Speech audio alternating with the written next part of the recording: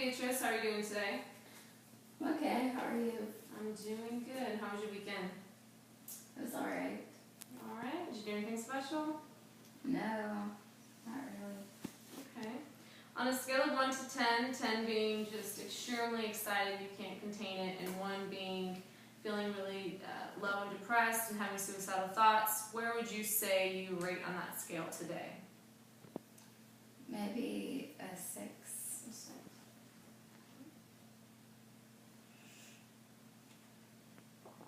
Okay, last time we talked about journaling your thoughts and your feelings and any type of events that happened throughout the week. Were you able to do that? I did that some. Okay, did you bring your journal with you today? I forgot it. Okay, that's fine. We can just remember to bring it with you next week and we can go over that a little bit more. Did you hear any voices this week? Were there any instances this week? I did hear your voices once this week. Okay, and what was the voice telling you to do? Was telling me to hurt my son. And how did you avoid that happening? When my mom came into my room and she started talking to me about something and I didn't hear them anymore. Okay, so she was kind of distracting you. Yeah. Okay. Were you able to journal about any of that? Yeah, I wrote that in my journal. Okay. What did you... Give me a brief summary, kind of rundown, since we don't have it today, of what you wrote in your journal this past week. There was one time when my mom got mad at me and she yelled at me. I wrote that in my journal, and one day when my son wouldn't stop crying and I was really mad, I wrote that down. And then when I heard the voice in my closet. Okay. What I want to work on today is I kind of want to focus on something that I think would be very beneficial for you, and that is to have the skills and to know when these voices and the hallucinations that you've been having are reality and when they are and when they're not. And so just knowing the difference between someone talking, such as you and I, or when you're actually having a hallucination and hearing those voices again. So just knowing that reality, I think is going to be very beneficial for you.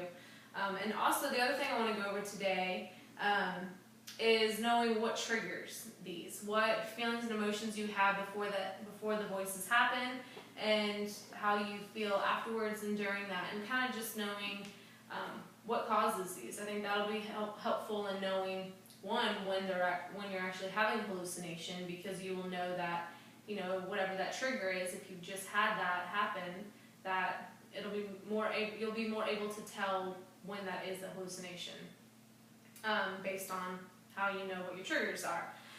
So to kind of start that off, I wanted to ask you that, is there any way that you are able to verify or disprove the voices that you heard? Is there any way that you can tell that that is reality or that it was not?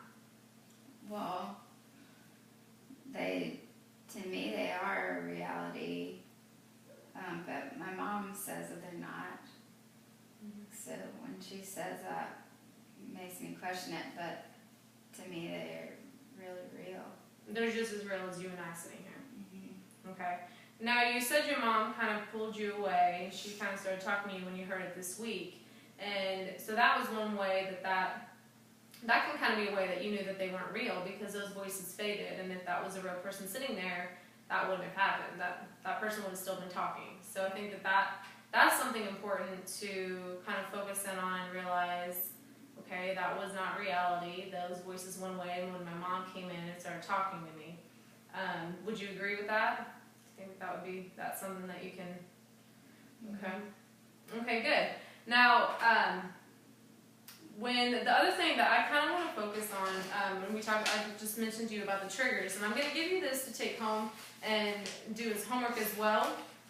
But and we're going to we're going to do it here today, practice it here today, and then I want you to I'm going to give you this take home, and you can do it through the week whenever you are hearing that, kind of just writing down and referencing this.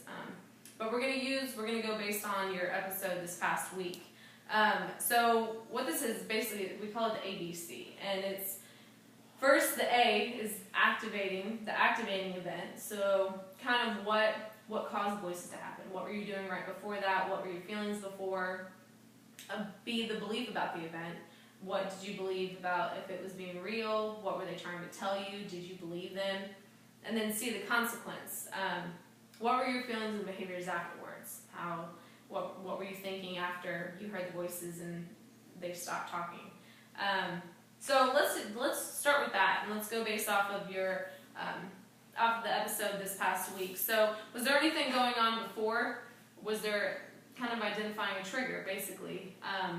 I know you also mentioned you wrote down the journal, some other things that had gone on that week.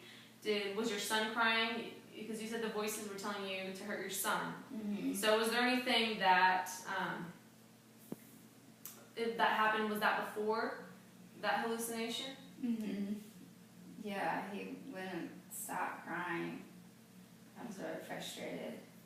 Okay, so that made you feel frustrated. Mm-hmm. And so that was kind of before you started to hear the voices. Mm-hmm.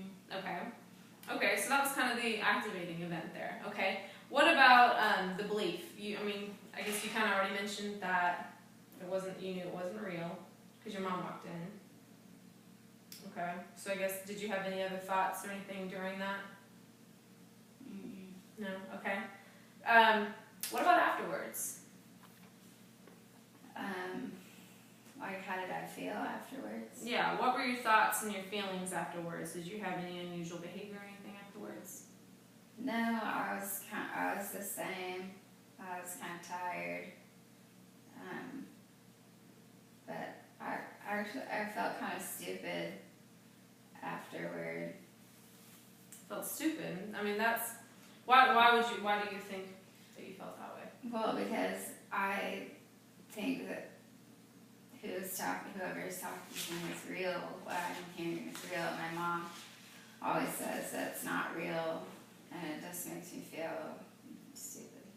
Well, there's definitely no reason that you should feel stupid. I mean, this is something that, and I've talked with your mom too, and she understands kind of what you're going through, so this is definitely something that you don't need to stress about when you're feeling these things, you're hearing these things. It's perfectly normal, and people with these diagnoses have, these hallucinations all the time. This is something very common, and even though it feels like you're the only one in the world right now, this is something that everybody deals with. And I definitely have strong faith that we will be able to decrease some of these hallucinations, as well as being able to help you be able to deal with them better, and to not feel stupid about it.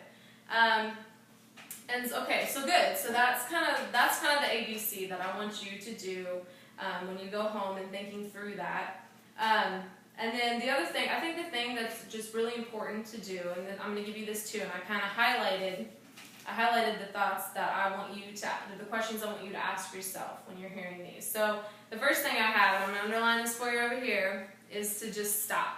When you're hearing these voices, just stop, pause, take a breath. Don't react to anything immediately. And I want you to just, when you're hearing this, just relax, take a deep breath in, and just ask yourself, what am I reacting to? Is this fact or is it opinion? Are these voices telling you something that's true, or is it something that you believe or have an opinion about, a strong belief about? What goes through your mind when the voice says that? What are you thinking when they're telling you to do this? Is it something that you believed before, or is it something that you've never really thought about? Does that thought or belief fit with your own inner beliefs and morals? A lot of times when you're hearing these voices, are they telling you something that's already inside? Because if they're not real and these voices are coming from your head, then it's going to be telling you something that you've already believed or didn't know that you believed or thought about. So I want you to really be able to think about these. And then also, and this is an important one, what's the worst and the best that could happen, and what's most likely to happen? I want you to think, what's the worst and best that could happen if you do what they tell you to do? And also, if you believe or don't believe that they're real. So what's the worst that can happen if you say this isn't real and you walk away? What's the best that can happen if you say this isn't real and that's a walk away? And then vice versa. What's the worst that can happen if you do believe it? So I think kind of weighing the pros and cons of that will be helpful when you hear these voices. So that's basically what I want you to practice doing. So I'm going to give you this to take home and to practice this. So this will be for you. And also keep journaling. So practice everything that we went through there, and then also write down everything in your journal that you are that you went through. Just make notes of everything that you followed through on that in the journal, and make sure you bring it with you next week. I think I'll see you again Friday. And if you need anything before that, then you just give me a call. Okay. All right, it's good to see you. Have a good day, Beatrice. You too.